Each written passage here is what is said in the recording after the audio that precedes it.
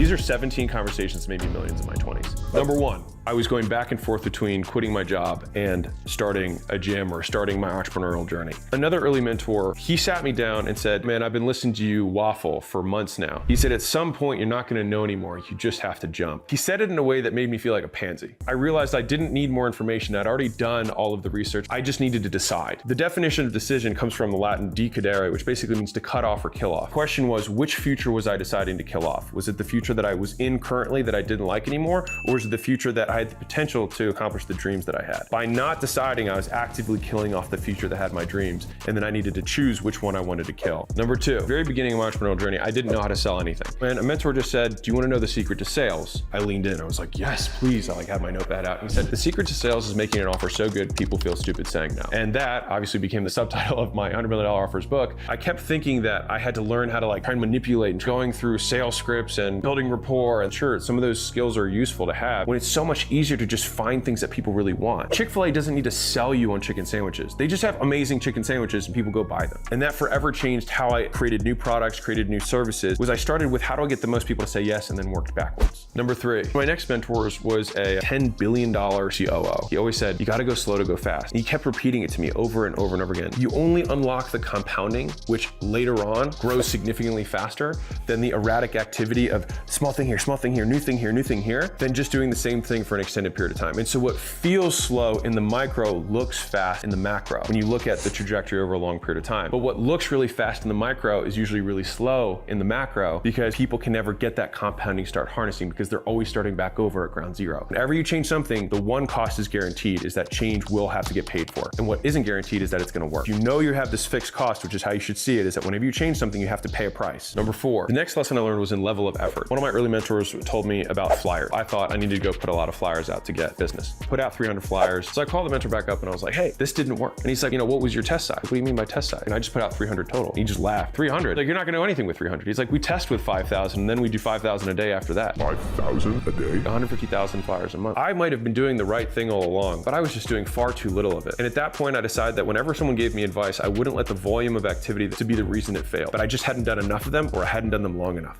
I see so many smaller, younger entrepreneurs who do something for too short, too little time, not enough volume, that they might have been doing the right thing. They just didn't wait long enough or they didn't do enough of it. Number five, I was at actually a mastermind and I saw a guy get up and he seemed so disorganized. And he said, yeah, we're making $300,000 or $400,000 a month. It's like we've been stuck here for a few years. Layla and I were actually together at this point. We both looked at each other and we were like, if this guy can do it, we can do it. It was one of those moments that beliefs are broken because what you find out is that they are made of the same thing as you. Rather than write off, this guy's such an idiot, despite him being an idiot, he's still more successful than me. Imagine if I used my work ethic and my intelligence, and when I shifted my perspective from that way, I was able to start using other people's successes to fuel me rather than to make me feel bad. It switched from wanting to cast stones at people to being inspired by them and thinking, if they can do it, so can I. Within 6 months of seeing that conversation happen, we were already doing $1 million a month. Number six, at a different event, I went up and I spoke and I told my whole plans of how I wanted to build this national gym chain, be America's next gym. The guy who ran the mastermind said, you know what, Alex, I don't think you should do that at all. I was crushed. And he said, I think you have a level 10 skill set and a level 2 opportunity. One of those simultaneously incredibly encouraging things and incredibly heartbreaking things. So it was a very emotional moment for me. He was both encouraging me to say that I could have been doing more. And this person from the outside put a bar up that was significantly higher than what I was shooting for. And that stretched my horizon for what I was capable of. And I think getting around people who can do that for you is one of the most valuable things you could possibly have in your life. What he didn't say was a level 2 opportunity, as he was defining it, an opportunity that has low leverage. There wasn't a very good compounding vehicle for capital. The fact that I was successful in what most consider a shitty opportunity, he saw as the skill sets that would create a much bigger win later. If you are in a lower level opportunity, I wouldn't say be upset about it. I would say you're learning with extra resistance against you. You're getting stronger now. And then when you go onto the moon where gravity's lighter, you just knock it out of the park. Number seven, it was a private event. It was 10 people. Everyone was doing 8 figures or more a year. And I got invited. A guy came up to me and this guy had done $27 million in a single day. Holy shit. This guy's made more in a day than I made my entire life. He said, fat pitches in life don't come very often. When it gets easy is when you need to go hard. Otherwise, there's someone who's 10 times bigger than you who's gonna take everything you have and not even think twice about it. That was literally fueled by that one conversation. If you're like, wait, how are you doing 300,000 or 400,000 a month, taking home 300? I had no employees and I was making it all myself. You do have one of those opportunities that comes up in your life when things start working really well. That's when a lot of people ease off the gas. That's when they go easy. When it gets easy is when you go hard because you don't have that many fat pitches in a lifetime. You might get 2 or 3 and you just gotta crack the shit out of it when it comes and expect that you're going to sacrifice some short term for some long term later. Number 8, the same event, a different guy came up to me. He said, you're like doubling every month with this current thing. Like, why do you want to start a supplement business? What if you just spent 3 times as much on marketing and didn't start a supplement business? I didn't start the supplement business. I actually delayed it for 18 months. In the next 3 months, we tripled the ad spend and went from 400 to 780, from 780 to $1 million, from $1 million to $2 million, just the next 6 months because of that piece of advice. And I think the underlying part of that advice is that when something is going well, oftentimes entrepreneurs think, great, I won, how can I get another win? But the real win is just doing 10 times more of that thing. The hardest part is getting product market fit. It's getting people to want to buy the thing. Once you have that, you don't need to innovate that anymore. All your innovation has to go through how can we do more volume. Number 9, the next lesson was from a guy who had a big e-commerce brand. So he was doing like 30 million a year at the time. And I was like, oh my God, this guy is God. He gave this huge presentation that was like 2 hours long. He said, so pick a percentage, whatever it is, 10%, 20% of your marketing spend and put that towards new ideas. Expect to lose it. But when you're losing it, you're gaining the lesson, you're gaining the experience. And what happens is he's like, 4 out of 5 times my crazy ideas fail. He's like, but 1 out of 5, they crush and become the leading edge innovation that pushes us to the next level. I immediately took a number and I wrote down what my new learning budget was going to be. And it gave me permission to spend money without a return immediately. If you think big picture, he just extended my time horizon for a return. And so rather than saying I have to make my money back immediately within 30 days of me spending this,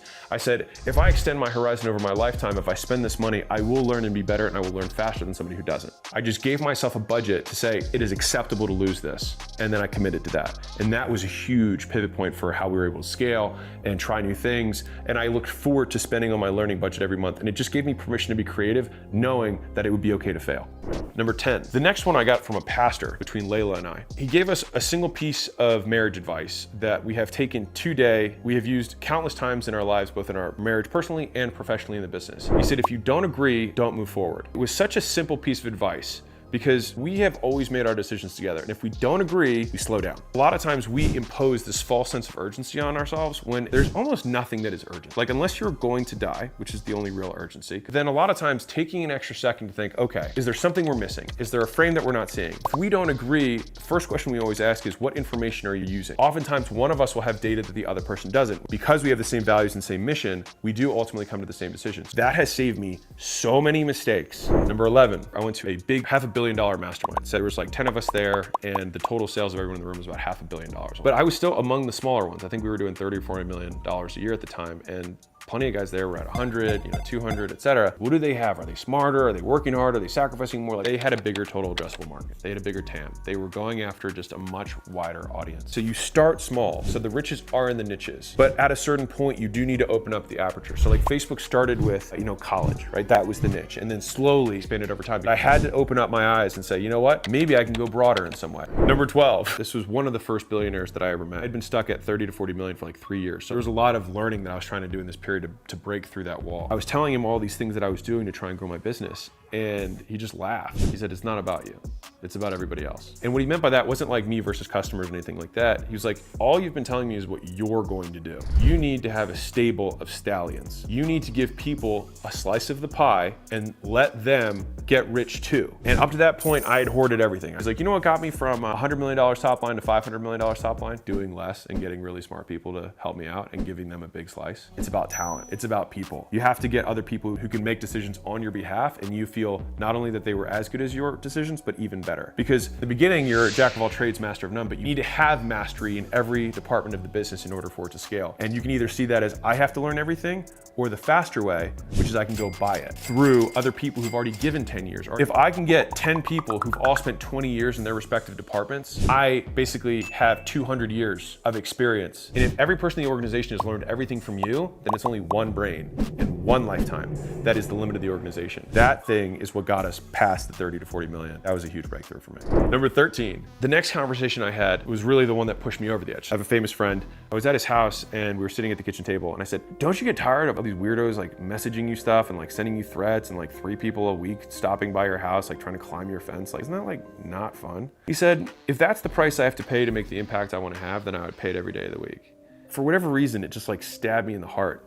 And it made me feel like if I want to spread a message, if I want to help more people, that there is a cost to it. Having now been on a little bit the other side and having more recognition and whatnot, is that fame has pros and cons. There are cons, but I believe that there are more pros than cons. Are there things that are inconvenient now? Absolutely. You get stopped every time you go out to dinner, like you get disrupted. It's harder to be like private in public. If you have a bad day, you can't do it because someone says hi and it's the one time they're gonna see you. There are things that are cons, but the pros outweigh the cons. You get amazing people who will come and wanna work with you. You get amazing teammates who otherwise would never know you exist, who also have the same mission, have the same values, and it creates significantly more alignment and real world value in terms of economic value, how much money you make by having people inbound coming towards you. I used to talk shit about people who make content. I was like, you just need to do cold outreach and run ads. Like, don't talk to me. But now having been on the other side of it, I can tell you that it was a mistake. Number 14, big influencer. I said, hey, you're way further ahead of me. Like, how do I just shortcut this thing? And so he said, hey, start making content on every platform. So I did that. And then I came back 6 months later and I said, hey, look, we went from 0 to 200,000 people in our audience in 6 months. And he noted the progress. But I was like, what's your blueprint? What's the model? Give me the flow chart. And he said, dude, we don't have a flow chart. Anybody who's trying to tell you that is just trying to sell you a system. You just need to do so much more volume than you currently are. He said, just pull up your Instagram and pull up my Instagram. So I pulled it up, pulled his up. He had posted 5 times, I had posted once. He's like, pull up your LinkedIn, pull up my LinkedIn. He had posted 7 times, I had posted once. Platform by platform, he kept pulling one up and he was embarrassing me with the amount of content he was putting out compared to me. So in the next 6 months, I put 10 times the content out and we grew 10 times faster. The interesting lesson I learned from this is that there are principles that are ubiquitous. The more work you do, the more you get. So the boring work applies to everything in business, whether it's relationships, whether it's cold calling, whether it's making content. The more you do, the more you get. Number 15. The next one was about investing. I was actually a pretty big pansy when it came to investing. And this was the breakthrough I had. I had all this money and people were like, I've got this real estate deal. I've got this crypto thing. When you have lots of money, deal flow is not a problem. What I didn't have was like a set of rules or parameters. And you have to make those, otherwise you get too much decision fatigue. You waste too much time doing diligence on deals, reading, having multiple phone calls, having lawyers come in and then deciding not to do it. This one conversation I had changed my life. He was telling somebody who had a lot of real estate experience. If you were to put a circle on this table, what percentage of your brain knows real estate? And he was like, I guess 85%. Okay, what percentage of your brain knows stocks and stuff? He's like, oh, 10 or 15%. He's like, that is your new capital allocation parameter. 85% of your net worth should be in real estate, 15% should be in stocks. And it was so simple for me. I know business. And so what do I invest in now? Only businesses. Only risky if you don't know what you're doing. I can write a $5 or a $10 million check and be fine if I know if it's a business, because I understand. I know what pitfalls are gonna come up, like I get it. Sticking with that just forever made my life simpler because now when deals come to us, I'm like, that's just not in my wheel. And I can just immediately say no. So the amount of time and effort and lawyer calls and conversations that saved me has paid so many dividends. And now our investing doing significantly better because it's what I know. And I feel comfortable with it and I can move way faster. Number 16, leverage behind a product. Naval has said, you only sell because you don't know how to market. You only market because you don't know how to build a product. An exceptional product is a quadratic relationship with your audience. Good marketing or good sales is a linear relationship. If you make an exceptional product, something that's so unbelievable that people cannot help themselves but tell other people about it. One person buys the product and they tell 2, 2 tell 4, 4 tell 8. How do I do that? You work on it and you keep working on it and you don't make new products until the first one's right. And if you're like, that might take years. That's why good shit takes time. $100 million offers. That book continues to sell more copies every month with 0 advertising dollars. Actually less work in the long run to build a better thing than it is to build a shitty thing and then have to spend the rest of your time marketing and selling it. You want to have leverage in every aspect of your business and the product is the strongest one. Number 17. The last one I learned from Uncle Warren, the power of brand. Brand was always this amorphous thing that I thought was complete BS. I was like, you can't quantify brand, blah, blah, blah. But the thing can quantify brand. And that is what I learned from Uncle Warren. He said the amount that you can charge above the commoditized version of your product, the delta there, is the power of brand. If you have a t-shirt that can sell for $20 normally and can sell for $100 with your brand on it, all of that pricing power goes to bottom line, which is why Warren Buffett invests in brands. It's one of the strongest ways to retain pricing power. The brand itself becomes a huge compounding vehicle because the audience and the awareness around the brand compounds.